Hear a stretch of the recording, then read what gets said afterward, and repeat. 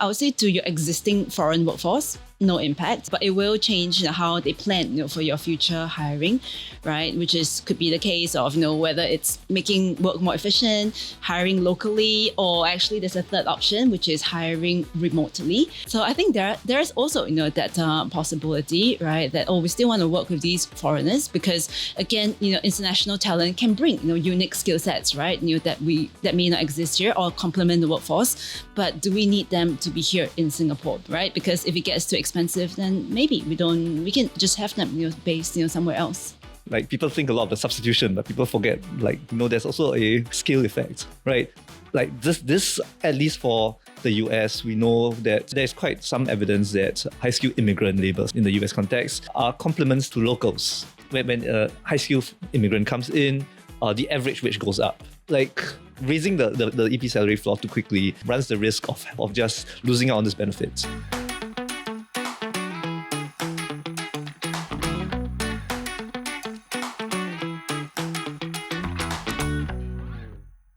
Welcome back to another episode of Wise and Shine. Today we're talking about the budget, specifically Budget 2026, in case you're watching this episode in any other year. And the OG is back. Yes. I was just going to say that. The face on all the other budget episodes, if you haven't watched them already, just click on the links around if you're watching this on YouTube or just search out the Spotify playlist. I'm working overtime. Yes. Today here to support Dawn. Yes. So before we go into it, we just wanted to summarize a quick overview of some key career shifts that were mentioned in the budget. Lawrence Wong talked about Skills Future. He talked a lot about AI and the government support for foreign workers, local workers. So we're going to touch on all of these topics in today's episode. To help us, we have 3 guests, each bringing a different level of expertise to this show. First, we have Hui Wen. Hui Wen, could you introduce yourself to our audience who might not be as familiar with your work? Hi, my name is Hui Wen and I'm a recruiter. I run a small talent consultancy called Binocular. So my job really has just 2 parts, right? I work with companies, to help them to find the best talent and to build teams. And I also work heavily with job seekers, to help them to navigate the job markets, which, as we all know, has gotten very complicated in recent years. And then we have Professor Ong, or Pinchuan, who is teaching at the NUS Business School. Pinchuan, could you introduce yourself to our audience? Hi, my name is Assistant Professor Ong Pinchuan. I'm a labour economist and I teach the introductory microeconomics course to business school students. So basically, this year, 50% of all undergrads, in the first year, I taught them. And last but not least, we have Som. Yeah, hi. My name is Som. I also graduated from NUS Business School in 2012. And right now, I was in a full-time employment and right now exploring more fractional careers.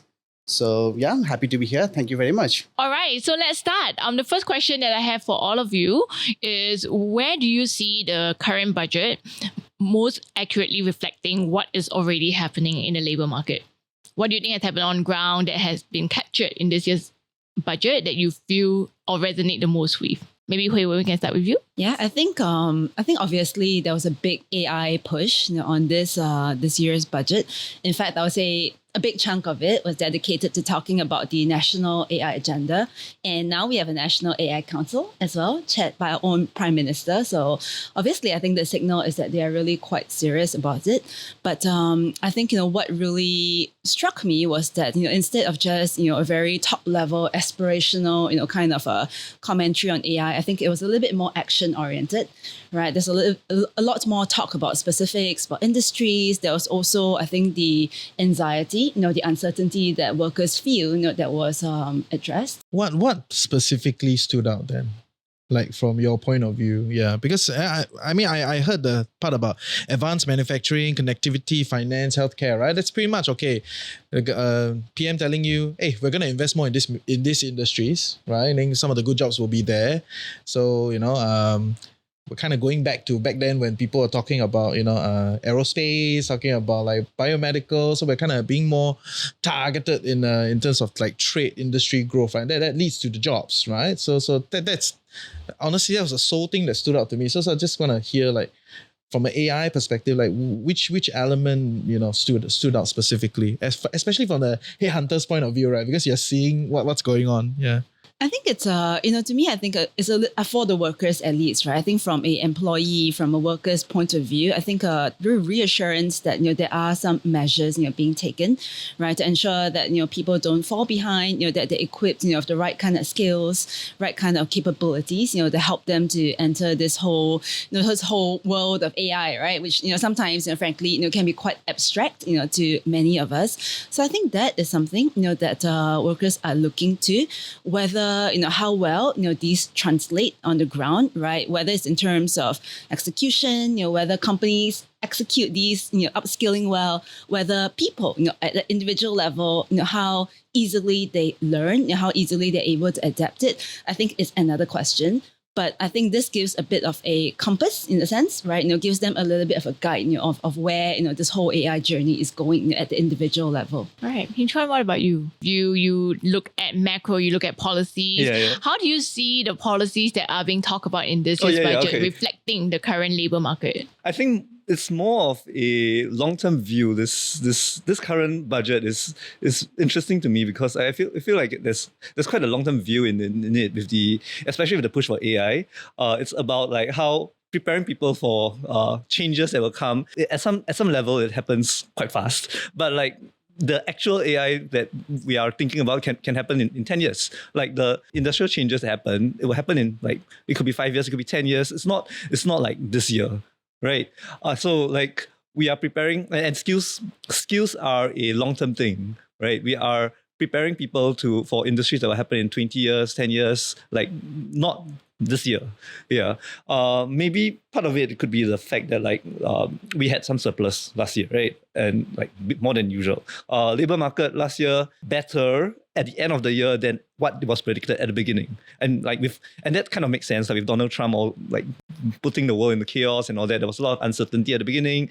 What resolved at the end, it wasn't that bad, or wasn't as bad as what we were thinking at the start of 2025, right? So this seems like a good chance for the government to make a push for the long term rather than just this year. Like this cost of living is high, and it's also something that could be managed, more of a pressing concern for the government at this point than the long term changes that's happening in the workforce. Yeah, that companies are requiring. Are we being too optimistic when we think of the long term as 10 years? Because with the rate of AI shifting, it feels like some industries have their entire timeline being compressed down to just a few years. Yeah. So that's entirely possible. Yeah, but 5 years, it's still the AISG thing has been was introduced a few years back. This push for AI isn't something that happened this budget. Yeah, but it's been something that that the government has been cognizant of, has been obviously been trying to push for some time. But what struck me this year is really just you have the top person. They are doing a council. There was actually this. They had this one nice thing that they gave out about the having the 6 months free AI. Yeah, thing? Correct. That one. Yeah. So that seems something very implementable. Seems something very considered. It probably grew from what they talked about, what they experienced in the previous few years with what they learned. So the government is also obviously also learning, right, on how to manage this. Yeah, and I think it's optimistic, but I think there are reasons to be optimistic about this.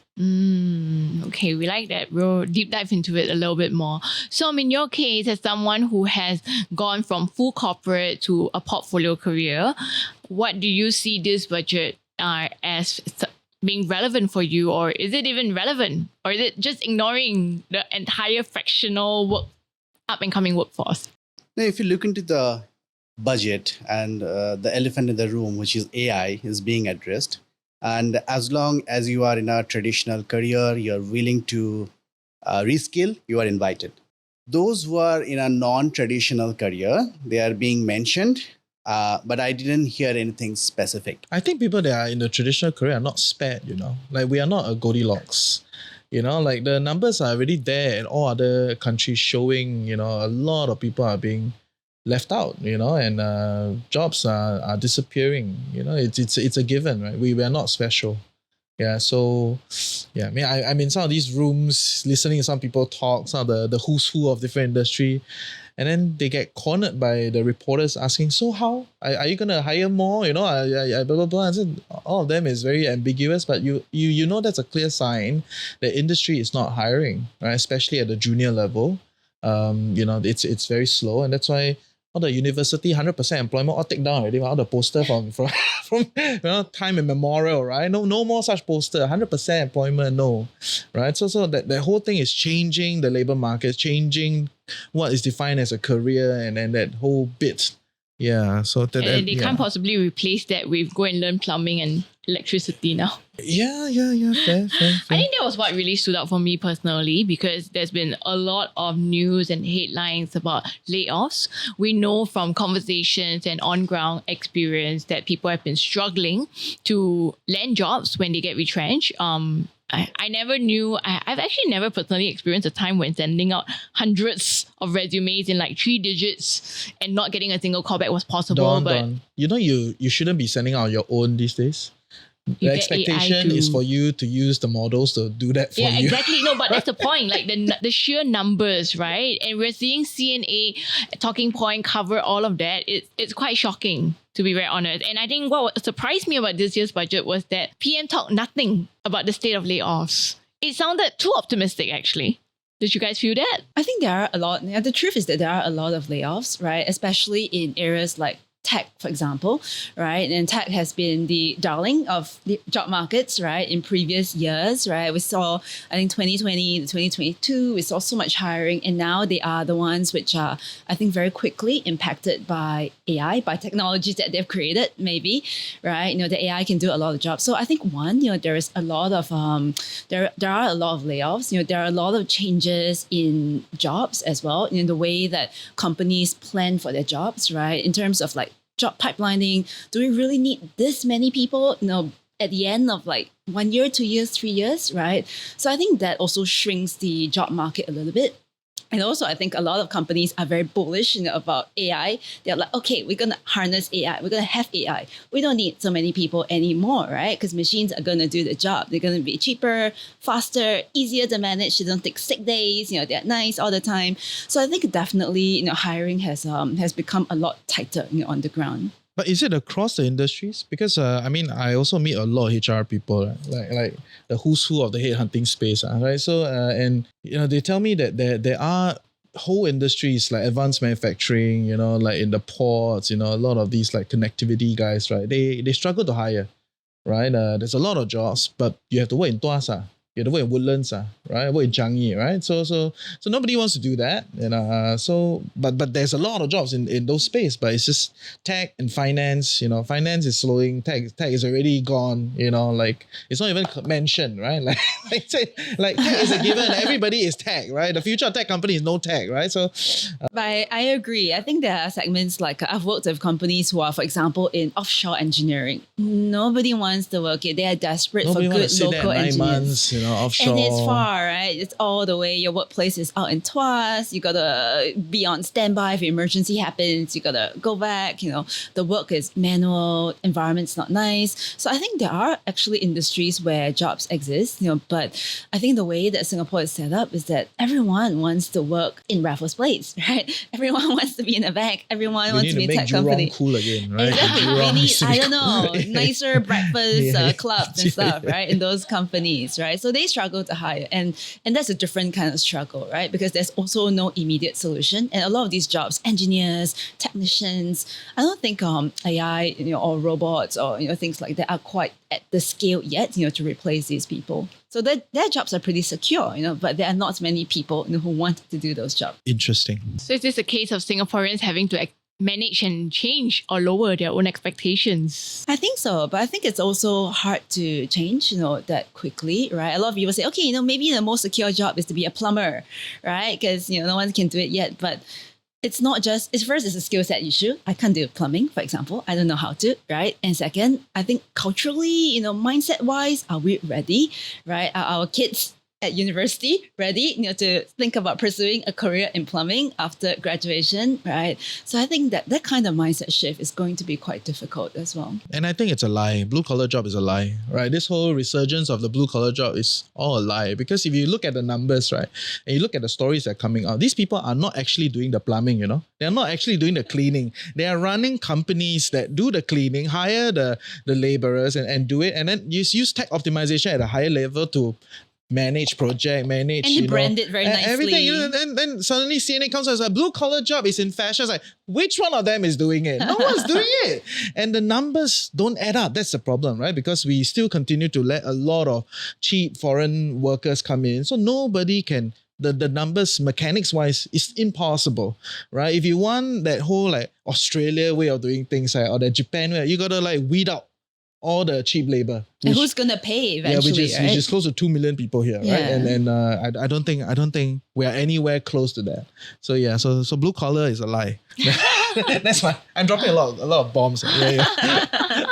Pinchuan, what about you? I mean, as someone who teaches at the university, and you've seen some of the news as well, university graduates being disillusioned after graduating, going to take up courses in all this blue collar kind of work. Where do you see the future heading? So I think that it is true that obviously some jobs are going to disappear. But why is it that on aggregate, when you look at the statistics, unemployment barely changed. The retrenchments went out a bit last year, but maybe that's a cause for concern. But that's the only negative thing that you could see in last year's in the most recent labor report, right? I think most likely what's happening is sectoral shifts. Yeah, and what really needs to be done then is to ensure that people can change their sectors. Actually, can I ask, right? Because I mean, the stats does not reflect that, but the stories keep saying otherwise. Correct. Right? So it's very puzzling, right? And maybe there's something to be said about underemployment, right? Or which is very hard to, or which is at least what the experts tell me it's very hard to account for and blah, blah, blah. Yes, exactly. Right? Exactly. So I'm going to throw that at you, right? Is there a way to actually do this? Is there a way to figure how to account for this? So we don't currently have a good way to, or maybe the OECD does, but not academics, or not serious academics. As far as I know, we don't have a strong grasp of how to think about underemployment very well. So for example, I'm starting to use Claude. I do a lot of coding work in my job. And one of the things that I have thought about and my RA has thought about is, hey, if I, at some point, I'm going to be able to displace my RA with Claude, right? And so in principle, I could ask my RA, my research assistant could just upskill by managing Claude.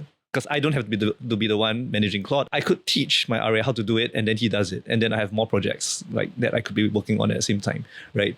But for my RA to be able to actually use Claude well, to prompt, to manage Claude well, he also needs to get through the basic skill set, right? He also needs to know how to check to see if the output from Claude is accurate, it makes sense, yeah. And that part, if he doesn't actually get his hands dirty and do the coding himself, that part would be deteriorated. Right? And so my main worry is just that if you don't have the initial part, how do you then progress him to the more serious part of being able to use Claude as a complement rather than having Claude substitute him entirely. Yeah. So this is an interesting area of research that people have been working on. We do know that we do think that there is quite a bit of substitution, but there's substitution of people, and this is actually my own research at some point. Yeah, the substitution of people, and then there's also substitution of tasks. But does the full substitution of tasks mean that all jobs are displaced? Even if some jobs are displaced, there'll be other jobs being produced, right? If maybe not so relevant to Singapore, but if you have AI coming in, you would need obviously tech people lose their job. Tech people may have less work to do. But you need data centers. And so in some countries, it's just whole industries are growing because of AI. Yeah. And and data center jobs are good jobs for them. Really? You think coders will become data center people? Yeah. So I'm not saying that coders Yeah. become data center Yeah, people, yeah, yeah, but yeah. somebody Data else center will need become 5 people for maintenance. All the cost is Yeah. in the front load, right? When you build, right? But okay, I get it. So I mean, I think that's one reason why it's harder to find changes in like job loss in the statistics. Is a shift and not a pure decline. We know that if we look at certain industries, yes, there will be a decline. Whether there are new jobs going up, that part is more uncertain. And of course, like in general, like technology can make jobs better, right? And then there's value to that as well. And as with every shift, there is usually a transition period. So I would like to get you to comment on this. As you transited from your full-time corporate job to a portfolio career right now, is there anything in the budget that you feel would be relevant to you or helpful in any way? Or do you feel that a lot of it is still left up to your own initiative? So there's a lot of good things mentioned in the budget, particularly the Skill Future program. I have benefited from it in the last year, and I'm planning to do it this year also. I'm signed up for courses on SMU. So there's a lot of these things. Second thing is there's a lot of free access to premium AI tools. That is also a good relief.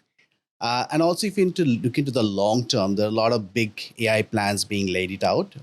We may not see the benefit this year or the next year, but it's all in the right direction. Yes, you have to take initiatives on your own, but I also feel that there are support mechanisms in place. And with all this transition that are being happening, we have to keep in mind that we also have to do the effort on our own, because like now you're using Claude, whatever was done in 8 hours can be done in 20 minutes, a deep research. But then the question is that the time you save, what do you do with that time, right? You should be productive. You should be co-working with AI all the time. And that's a mindset shift that is required. So you're the first person on the show that told me that I benefited from Skills Future. So I would like to hear more. I would love to hear that story more because First of all, I have to address one thing. That is, it was a bit difficult to navigate the Skill Future website. So when it was announced that this is being redesigned, I was very happy. Okay, just to do the payment, the number of clicks, the number of things I had to navigate, it was a bit cumbersome. Okay, so that's being addressed. To give you a specific answer, how I benefited, right? So I did the Polaris program, which is basically a self-reflection. They don't match you with jobs, but they really uncover who you are really. And that was, to me, very helpful. So that's number one. And through that program, I connected with a lot of good mentors, and they gave me very specific advices. In fact, the idea to explore the fractional career actually came from that program. And also, like when you are in a fractional career, you are the CEO of your own career. You have to treat your P&L. You have to maintain your balance sheet.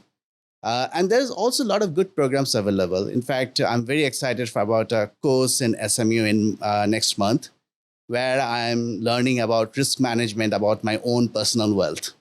So yeah, I'm benefiting from it. Cool. The Polaris program, isn't it run by WSG? Yes. See, I know the landscape. You know the program very well. Yeah, of course. I have a good grasp on everything, right? That's why they merge They should merge right? There's just so much of that whole overlap in their job. So I think that's one great announcement for them to merge back together. They used to be one, right? Apparently. Yeah, so let's talk about that elephant in the room, right? It used to be Workforce Development Agency, and then they split it up, and now they're bringing it back together. What do you guys think? I think my position is clear. I think there's a lot of synergies, right?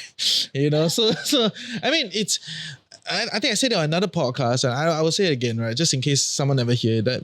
When you were much younger, the education process is a filtering process. You're trying to sieve scholars. I mean, candidly, right? You're trying to sieve for scholars, and then you outsize invest in them, hoping that they will lift the whole nation, right? That's kind of the formula, right? Like, I mean, okay, you don't agree, never mind, you can flag me in the comment section, but that's broadly how I look at it. But once you enter into the labor market, everybody, you want to empower everybody to then do the best, of what it is, right? So all your so-called skills upgrading and learning, ultimately it's tied to a job outcome or tied to a financial outcome, right? So they were once an agency.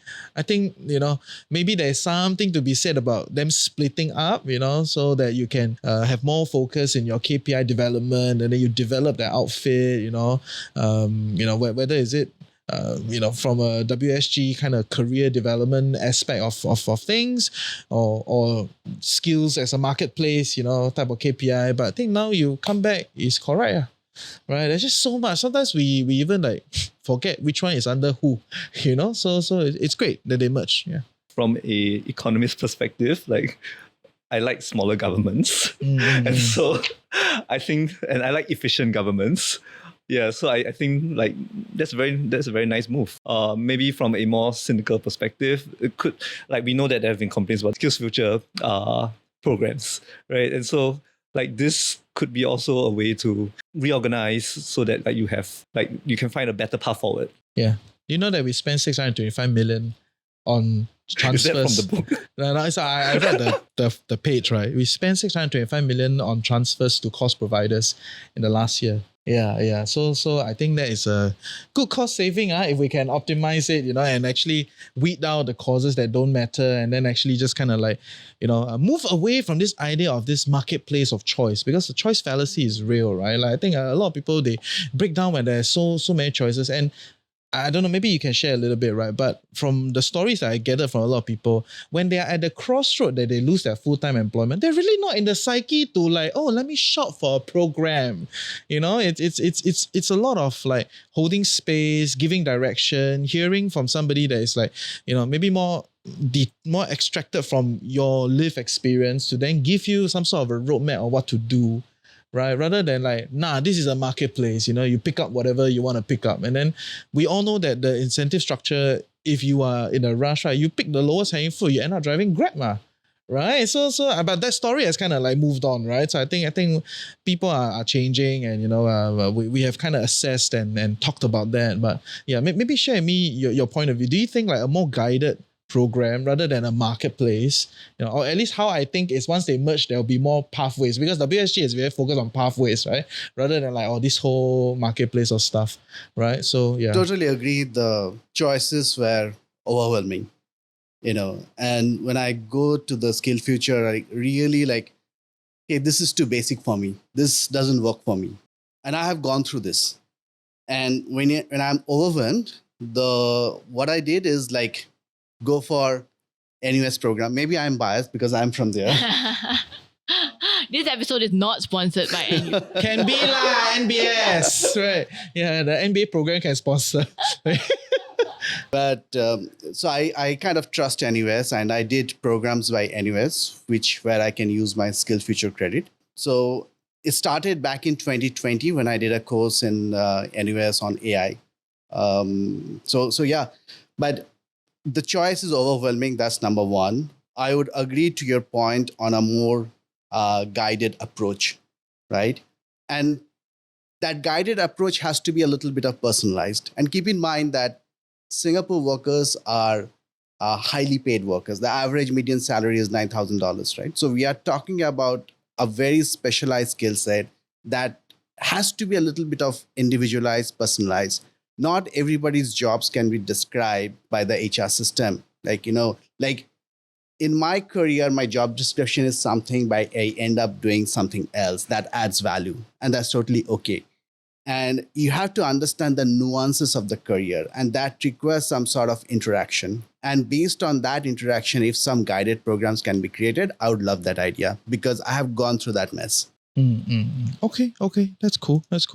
And maybe a little bit on the stats, right? So for the employment data does suggest that most people will have a median salary peak at about 45, right? So I think it's somewhere about 12 to 15. I can't remember exactly the number, but most people will peak. The salary will peak at about 45, right? So I want to kind of open up the floor to ask, like, based on all these structural change, right? Whether is it AI coming in or, industries changing and all that, like, what do you think is going to happen to this situation? Where you kind of go through that growth in the corporate career, you will kind of peak at about 45 and then you see the numbers come down, right? So like, is this going to be Is this going to be tighter? Are we going to see this kind of peak and trough earlier? Or is AI going to be able to help us then stretch it out further? Because I think that's ultimately what most people care about, right? It's salary, it's about employability and, being in the market, right? Like, how do you fetch a good price?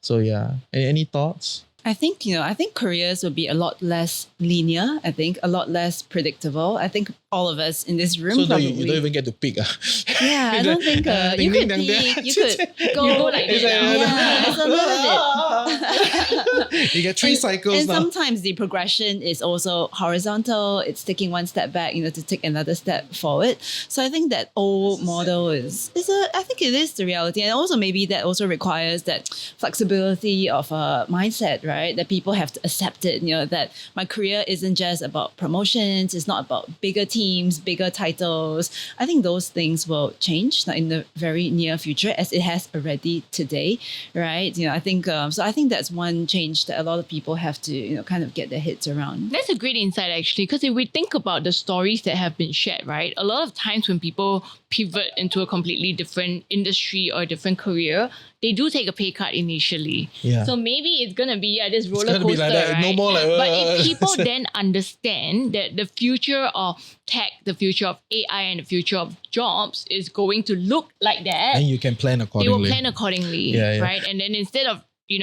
buying a overpriced house and paying a very high mortgage based on your current salary that you're going to be financing for the next 10 to 20 years, people will be more conservative with their choices if they start to accept that this is going to be a new lived reality. That's a great point. Actually, can I just understand a little bit, since you guys were talking about this like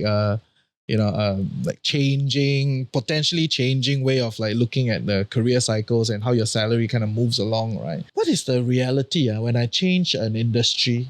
Like, what kind of cuts do I need to expect? It's, this market sensing, right? Like, so if today, I'm in, I'm in like finance, and then finance people maybe will not change career, but I'm in the supply chain with a big FMCG MNC, right? I think there are only 5 of them, right? But I think I want to change a career. I want to join another sector, right? And what is a fair kind of adjustments, based on what you've observed? Yeah. So first, I think as a recruiter, what I always tell companies that I will hire... sell you for the highest price. No, I Because tell...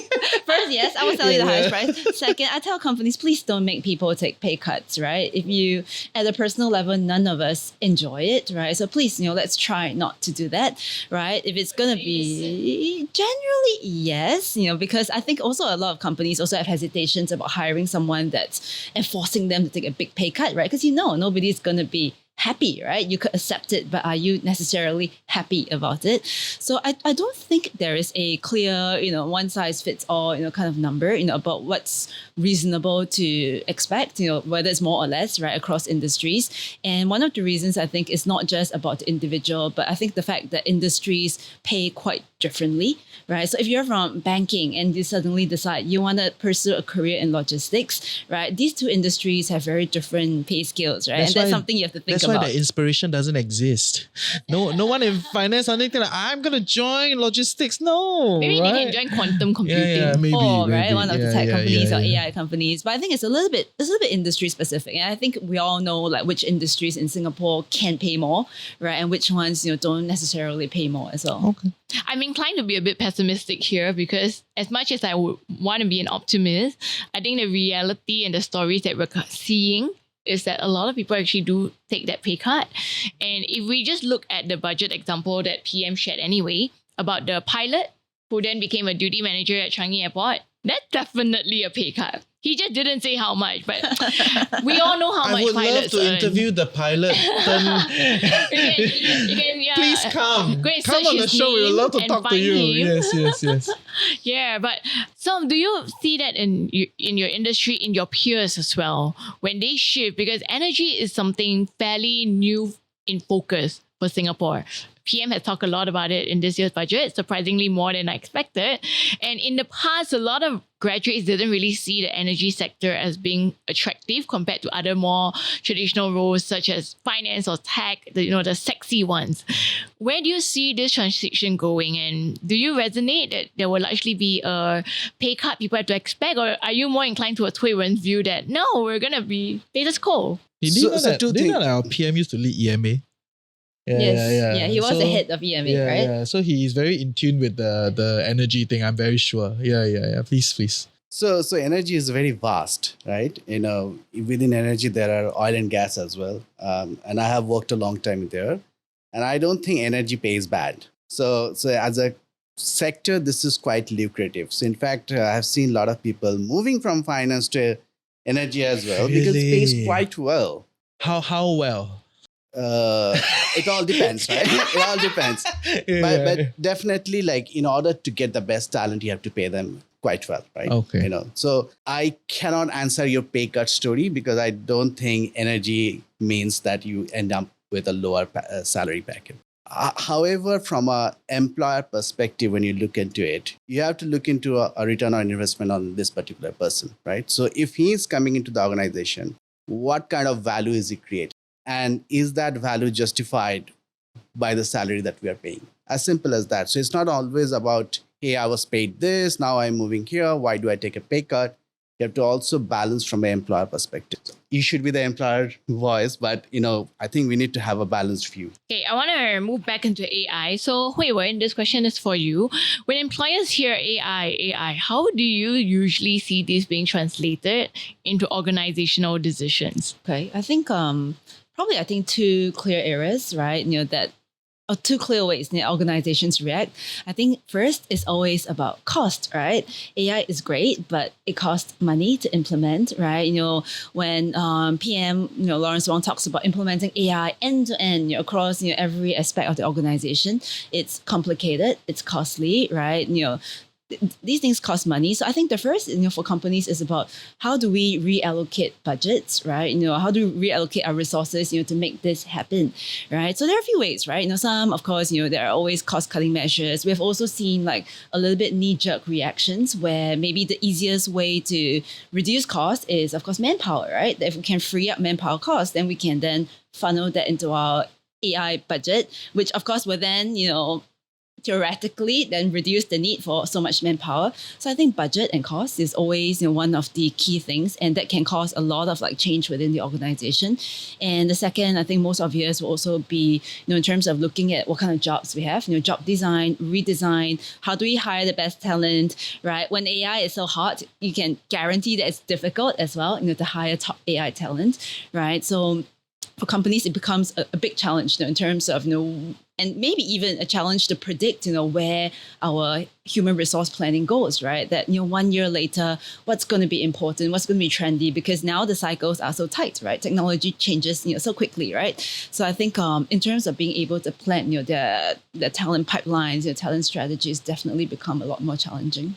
Pinchuan, you look like you have something to add on that. No, that just resonated with me. Like cycles are, yeah, but in a sense, like all cycles have been tight. Like when I remember when I was starting my bachelor's, it was the big thing was biotech. It was but like no offense to the biotech industry, but like it's big here still. But like we have moved on, And then so in a sense, I pity the people in charge of MOE who has, or even like people at NUS, like who are trying to cater to like, what's the next thing that students want? It's so hard to predict. Like by the time they graduate, things would have changed, right? Because it take 4 years to finish undergrad but program. That's not new. Yeah, my point is that that's true. It's always been there. But technology shrinks the cycles, I feel. If you look at the way like AI or some of the other technology, like blockchain technology, for example, these things just kind of like exploded, some of them are right? fads and like some are fads, yes. and they some come of them and they are go just, very quickly. Yeah, exactly. But like I think maybe the important thing is like about the transferable skills. Yes. Yeah, and people who didn't get on the who trained for the biotech bandwagon and did not materialize. But what do they do then? Like a lot of them went into other engineering disciplines, I'm guessing. Parallel kind of career option. Or finance. Because a lot of engineering go to finance. Yes. Yeah. Okay. But on the note of transferable skills, right? Like, what is the employment landscape at this point in time? Because it still feels very like, get a degree, then there's a stacking, get a master's, and like, I mean, public service hires 150,000 people, right? And internally, there is like a whole structure of like, which level do you come in at, your academic and all that. And then that's the easiest, okay, cannot say it's the easiest, it's a big machine, but that is probably the place to set example if you want to talk about transferable skill sets, right? Where you can then shape the market and say that, okay, we're not just looking at the particular thing that you studied 20 years ago, or which is, highly, correlated to your family's abilities, and try to understand like how skills can move about, right? So are employers actually thinking like that? Because this has been a talk of the town for so long, right? We keep telling people, you cannot look at the degree, you must look at the skills. I really don't know if the market has moved, Like what is your sense? I think the narrative is there, right? But it's hard to put a tangible value to skills, I think, right? Sometimes it's hard to really measure, how well it transfers, right? And likewise, talking about skills, right? If we talk about upskilling, it's hard to, let's say, upskilling within a company is also hard to measure how successfully you can upskill or what you learn in theory, how well it translates to reality, right? So skills is nice, but I think it's broad. Somehow I feel like it's different. And somehow I feel like skills, especially hard skills, are very easily tested. I think it depends on like you can scope like 20 tests, to each of them and then let them go, and because all the people that we hire, all assignments, okay, you do all the tests. Only after you pass all the tests that we can ascertain that you have all these different skills, then you get an interview to discuss further, right? So is it a situation of like, is it very hard to test? Like you're not looking at one test evaluating the individual, because we're talking about a basket of skills, right? So let's say we believe that skill sets are transferable and we want to evaluate this new job posting that we're opening out that carries 20 different skill sets that we expect from the individual. Then what's stopping us from just dishing out 20 tests specific to the skill to then let somebody go through it and then you evaluate whether they can. Is it the HR lazy, or like what's the situation? Actually, one of the realities, that I've seen, right, and I've been hiring for a long time, is that most companies talk about, we love like transferable skill sets. We want fresh perspectives from other industries. But at the end of the day, they want to hire someone that comes ready to plug and play, right? They want someone that's proven that they have done it, because if you already know how to do it, we spend less time, right? Training you, coaching you, holding your hand. Someone that's already worked in the industry, that has a proven network. If you work in sales, you have a proven network in this industry. You don't build from square one. So it's a little bit of a balance, right? That you could like want skill sets, but I think a lot of company being realistic to their bottom line, right, will feel that someone that has an immediate similar kind of skill set or background is often going to be the top choice, right? Because this person is going to help you get things done. This person is going to make money for you in a shorter period of time. So the narrative and the reality is not. Yeah, I think so. I think it's like we need a tighter labor market. Everyone, idealistically would think it's nice, it's great. We've got to help people, right? You've got to give people opportunities. But at the same time, we're all squeezed as well, right? By our targets, our KPIs, our bottom lines. That's the truth. Yeah. I get it. So with the rate of AI changes and you being in the universities, do you think universities are sufficiently preparing graduates for this reality, or do you see that a lot of the graduates feel very cheated when they graduate? It's a big question. Because it's a hard one, right? I mean, as you guys have to teach, you have to do so much, and yet AI is moving so quickly that even people in full-time employment are struggling to keep up, much less people in academics. I actually think that NUS, at least because I don't see the other schools, but when the AI thing came, there were quite a lot of pushes going on, even at the business school, especially at the business school, maybe. We are not really. You market the school. Yeah, you know, very good, right? Once we do AI, everything. Yeah, it's we have been pushing quite a bit of AI initiatives, both explicitly, causes, but also implicitly things that you don't see behind the scenes. For example, now we are. I started off as a traditional labor economist. When I joined, my work wasn't really AI related, but by the fact that I'm where I am, it's a hot thing. It's something that the university likes. Yeah, there's something that we want. It's also something that I want to know in order to prepare my students for their job. Right. I started doing research into some automation work. Yeah. And just to understand like how it affects labor markets and so on and so forth. Yeah. So like there is a push even at the university level to have to prepare students well. Like how well we're doing, I really cannot comment because like I think It's a long tail outcome, yeah, is it? exactly. Right. Yeah. Plus, like I don't see. I see the first few students that come in, but I don't see the ones that exit. What is your research telling about how automation will impact the labor market? Actually, we talked about this earlier. Like it's true that like probably there's substitution, like displacement of jobs. Yeah, at some specifically, if you go into certain jobs, like you're bound to find it, right? The question is really like, are there other jobs that are appearing? And I also think that there's people are scared of change, right? But automation requires job redesign, right? And that's naturally entails change, and so people are averse to it.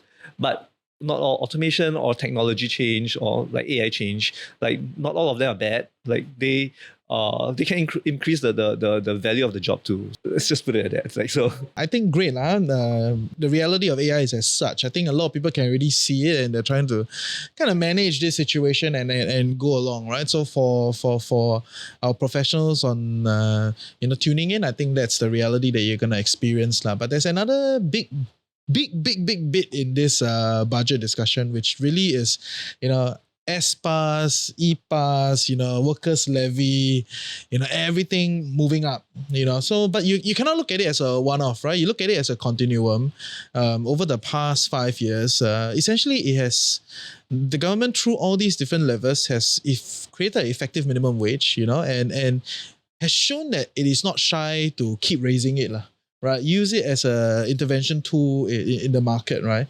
And I think ultimately the goal, or at least the goal that is being discussed, is to like make sure wages go up, right? And then people get to, keep up a quality of life, and not let inflation impact be too crazy, right? I think that's the ultimate goal. But then the question would be how does this whole adjustment of like EP, SP, workers' levy, how is it going to affect the job market, and the whole market dynamics? Yeah. Any thoughts? So I wouldn't call it a minimum wage per se, like because generally when you think of minimum wage, you're thinking of like a floor. Yeah. But I mean, it's quite pure basic economics. Like the measures that are being put in are meant to raise the price of foreign labor, and so we expect people to substitute away from foreign labor. Substitute towards what? That's up for discussion. I like that. Substitute towards like locals. That's like, so if the price floor for EPs go up, for example, that makes that means that the company either thinks, oh, I need to pay more for this person now, which presumably painful for the company, or I need to drop the person to S-Pass. That's possible, right? That's an alternative. Drop the person to S-Pass, I have to pay a levy. That also increases the price of this person, right? Or so then maybe I'll substitute towards a local, or I could substitute towards capital. I could substitute towards like making things more efficient. If I do pay this foreign worker a higher salary, EP salary, I might demand more from this person just because like now you are paid more. I think that's all nice in principle. How effective it is, I would love to see a study in Singapore on this. Like, so just so I'm clear, as of now, there isn't any study around this. I'm sure the government knows. It's just okay. I think it would be interesting to know, and maybe Hui Wen, if you have observed this, is whether companies tend to use these EP and S-Pass increases to pay their existing foreign workers more, like what Pinchuan has said, or to reallocate that to locals to divide up the capital. Because if we look at EP, right, I think what was surprising was because my corporate work is very much dealing with EPs, and the amount just went up from 5.3 to 5.6K. And in this year's budget, he just announced that's going to be 6K soon. That's like a 7% increase. Most locals don't get 7% increases in their pay so quickly. So what kind of impact is this having? I think immediate impact, not so much, because I think if you're already on the EP, it doesn't mean like we have to adjust your salary next month, right? The adjustment typically, or these things typically happen when you hire someone on a fresh EP, or maybe when you renew the EP. Yeah, which would be in 2028. So that's I think the renewal is years. also a little bit dependent on individual, right? Whether you're on a 3-year EP, a 1-year EP. So no, I would say to your existing foreign workforce, no impact. Even if they're paid, below that 6K or whatever the ceiling is, I don't think that will change. But it will change how they plan, for your future hiring, right? Which could be the case of, whether it's making work more efficient, hiring locally, or actually there's a third option, which is hiring remotely, right? You could hire that foreigner who is not even in Singapore, right? For maybe a fraction of the cost, right? And of course, the pandemic has taught us all how to work from home. And also Singaporeans love to work from home, right? So if everyone's working from home, doesn't matter where home is, right? So I think there's also, that possibility, right? That, we still want to work with these foreigners because, again, international talent can bring, unique skill sets, right? That may not exist here or complement the workforce. But do we need them to be here in Singapore, right? Because if it gets too expensive, then maybe we can just have them, based, somewhere else. So that's actually the second part of the effect. I think most people don't, like, people think a lot of the substitution, but people forget, like, there's also a scale effect, right? Like this at least for the US, we know that that there's quite some evidence that high-skilled immigrant labour in the US context are complements to locals. Especially, like, maybe not direct complements, not complements to people they direct compete with, but to the general population. When you have when a high skilled immigrant comes in, the average wage goes up. Like, raising the EP salary floor too quickly runs the risk of just losing out on these benefits. Okay, you might just end up like lowering the average salary, or at least you won't see a salary decreasing, but decreasing in terms of real terms, it could.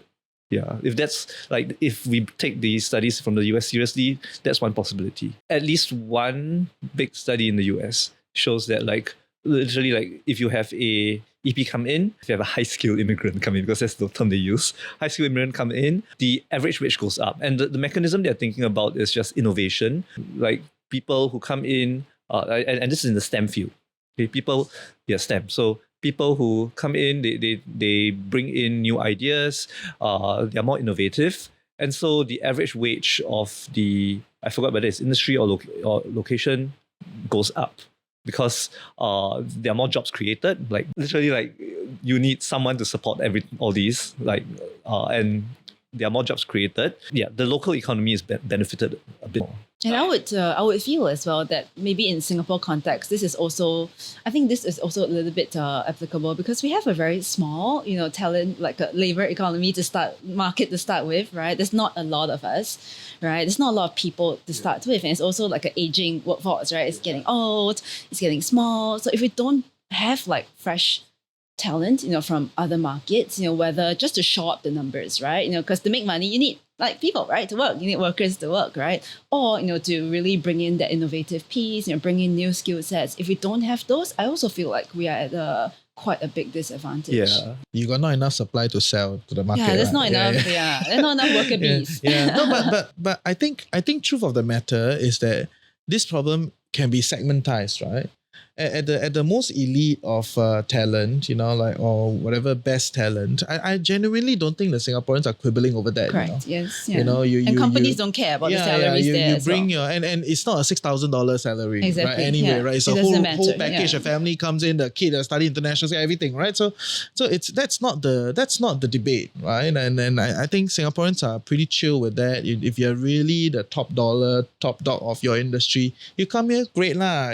Like whatever professor longevity come to NUS, whatever nuclear scientists come, whatever quantum, okay, come, right? I don't think people are quibbling over that, right? And we're also not talking about the lowest type of jobs that nobody cares about, right? So let's not like mess that, right? So it's really the jobs in the middle, that people look at it as like, person can do, I also can do what? HR manager, I also can what? Right, the operations manager I also can what, right? So I think that's the bit that people are feeling like it is profit maximization from a company's standpoint, and it is impacting them, that this is the part that people are unhappy about. I think that is what most Singaporeans are annoyed. So then the question is, does these type of so-called adjustments to the EPS pass, make a more conducive environment for the locals, right? For them to then compete, because you can only compress your life so much if you live here. There's no arbitrage to make, back home, right? So I think that's the reality that most people are facing, and it actually hits the people that are in the apex of their income, at an outsized level, right? And it's so easy to just, replace, and a lot of these people come in and they're that's kind of the situation that I think people are unhappy, and there's still no clarity on this is our playbook, right? It's like we'll fix it, we'll kind of patch it, we'll see how it goes. Yeah. So any thoughts, from your lived experience? All the points that Hui and the professor mentioned are quite fair enough, and the one particular point I'd like to touch upon is the risk of hiring foreign remotely, right? And that's why when there is a newer push, hey, return to office, my message is I don't hate it so much. So that's also protecting jobs. Yes, right? For sure. That's the only message I'd like to give. Yeah.